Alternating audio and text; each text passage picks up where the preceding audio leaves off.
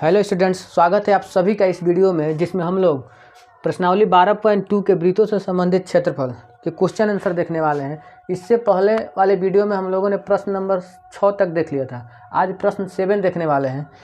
प्रश्न 7 क्या बोल रहा है कि त्रिज्या 12 सेंटीमीटर वाले एक वृत्त की कोई जीवा केंद्र पर 120 डिग्री का कोण अंतरित करती है।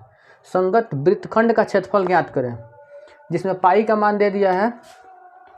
पाई का मान कितना यूज करना है? 3.14 का यूज करना है और √3 का यूज करना है 1.73 का प्रयोग करके बनाना है।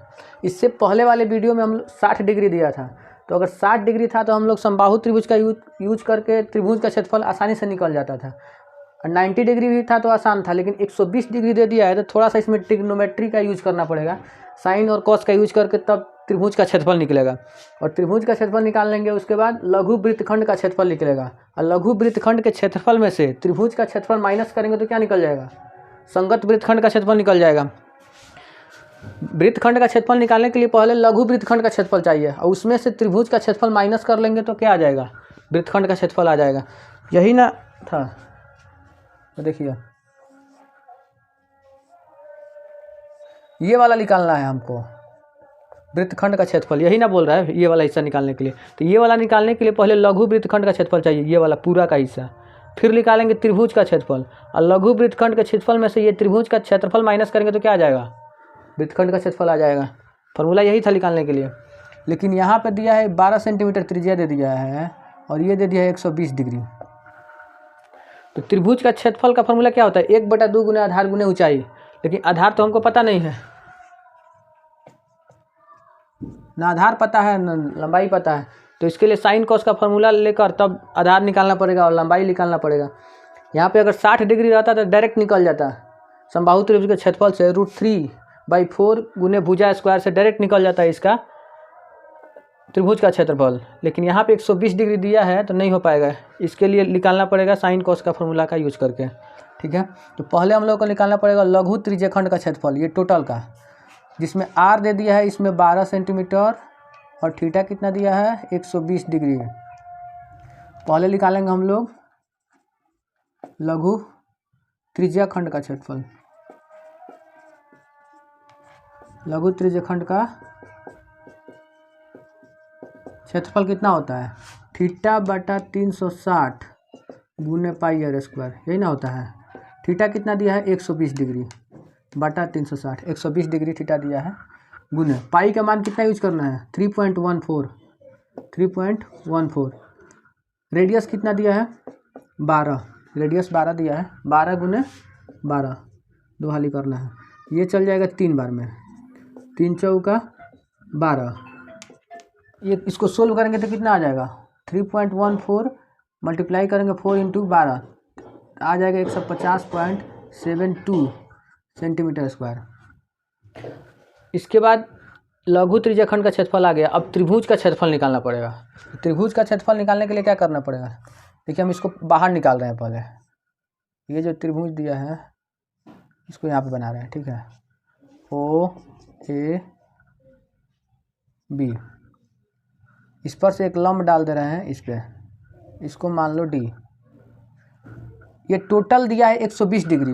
ये टोटल कितना दिया है? 120 डिग्री। इसी को हम लाए हैं यहाँ पे। टोटल 120 डिग्री दिया है तो आधा कितना होगा? 60 डिग्री का होगा कि नहीं? आधा। ये रेडियस कितना दिया है? 12 दे दिया है। रेडियस 12 दिया है, ये आधा हो जाए 60 डिग्री। ये है 90 डिग्री, इस पर लंब डाले हैं तो 90 डिग्री के सामने वाला क्या कहलाता है? कर्ण। और थीटा के सामने लंब। और ये जो बच गया वो क्या है? आधार।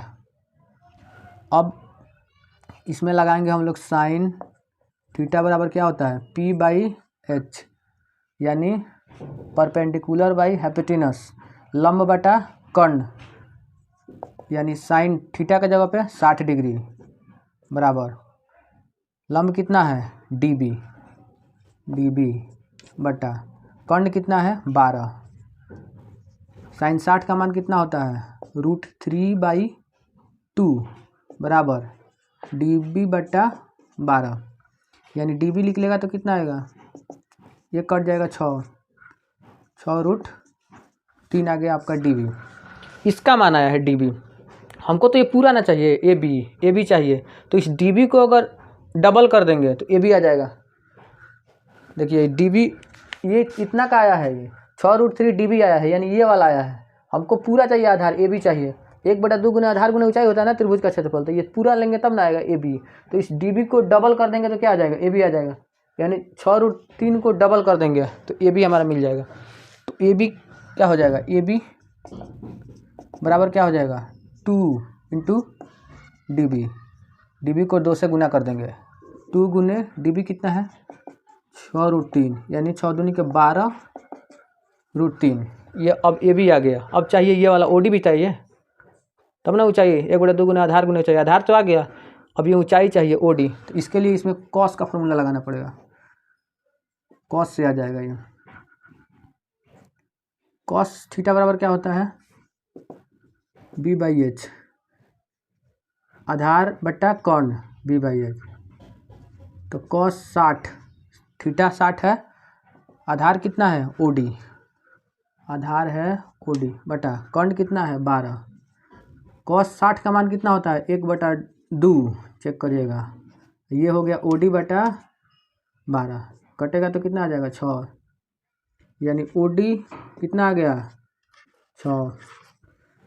आधार आ गया, ओ डी ऊंचाई आ गया।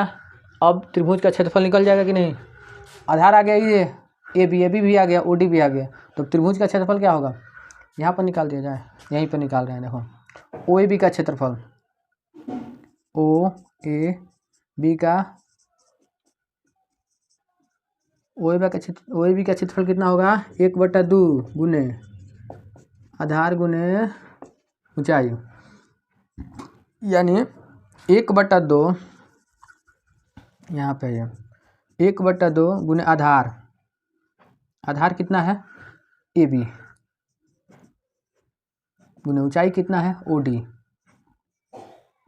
बराबर 1/2 गुने आधार ए बी का मान कितना आया है 12√3 गुने ओ डी कितना है 6। ये कटेगा तो कितना हो जाएगा 3 2 तिहाई 6। अब क्या है 12 तिहाई 36√3, यहाँ पर 36 गुने √3 का मान पुट करेंगे, कितना दिया है 1.73, और इसको जब सोल्व कर 62.28 सेंटीमीटर स्क्वायर।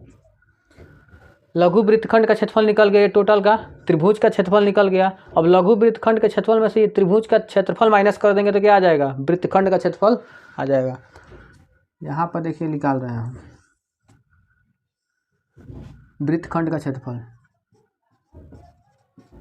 वृत्तखंड का क्षेत्रफल बराबर क्या होगा त्रिज्यखंड का क्षेत्रफल, लघु त्रिज्यखंड का क्षेत्रफल, लघु त्रिज्यखंड का क्षेत्रफल माइनस ओ ए बी का क्षेत्रफल। लघु त्रिज्यखंड का क्षेत्रफल माइनस ओ ए बी का क्षेत्रफल। लघु त्रिज्यखंड का क्षेत्रफल कितना आया है 150.72 माइनस ओ ए बी का क्षेत्रफल कितना आया है 62.28। ओ ए बी का क्षेत्रफल आया है 62.28। इसको सोल्व करिएगा, इसको माइनस करेंगे तो कितना आएगा 88.44 सेंटीमीटर स्क्वायर। ये हो गया।